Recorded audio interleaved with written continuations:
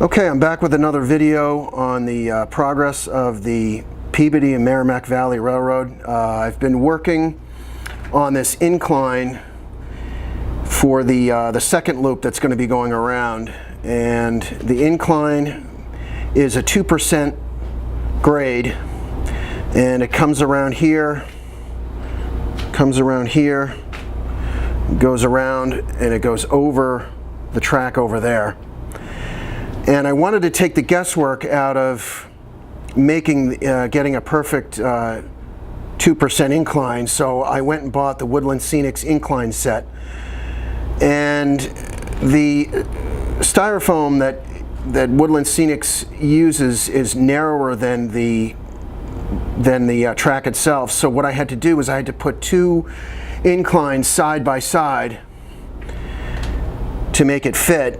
And so what happens is because the outside has to go around more of a further distance, there's some gaps in between, but that's okay because I'm going to be covering this over with plaster wrap. And if you're familiar with Woodland Scenics inclines, they only go up to 4 inches. So what I had to do was I had to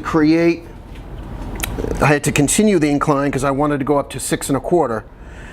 So what I did was I cut out 2 pieces of 2-inch thick styrofoam and glued them as a base where one set ended, and then continued with the next set of the Woodland Scenics incline and continue the incline up and over so that it could get up to 6 1/4 over here.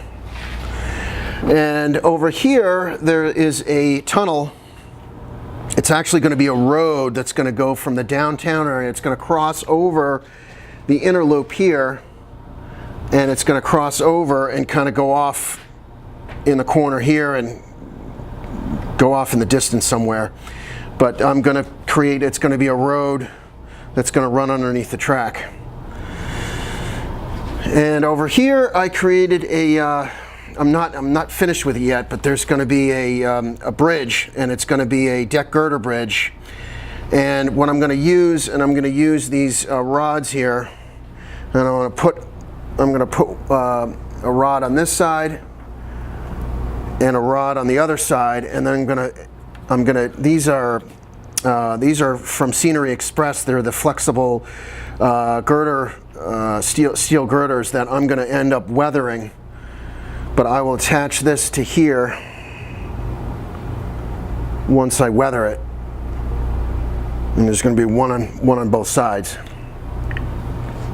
And then I've continued the raised section of the track here, and then for the future, all I'm going to do is I'm going to create this is all going to be covered by plywood.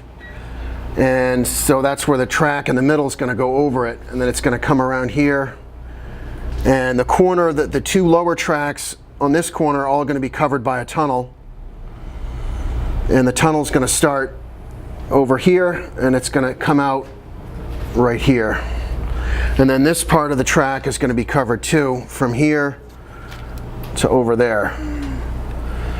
So this raised section here will enable me to build some houses, maybe a gas station, kind of extend the town. So down here is going to be the downtown area, and then the road's going to come up and be at the same level of this track right here, and it's going to go straight this way and go off, and I'm going to have to paint the road going off in the distance on the backdrop, and that's why I didn't finish the backdrop, because I'm not quite sure where the road's going to go.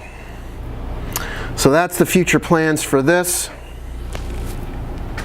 And I'm pretty happy with how this came out. It's not finished yet, the incline. Like I said, I'm gonna cover it with plaster wrap, and I'm gonna get there's plastic sheets that look like retaining walls that I'm gonna glue on the inside here of the foam. And the glue that I use is just your typical glue gun. It's a low and high temperature glue gun, and there are the glue sticks.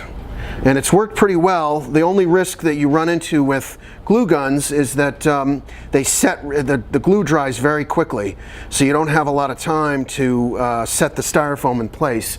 You got to know exactly where you're putting it, because it only gives you a couple seconds to set the glue. So that's it for now, and we'll see you guys later.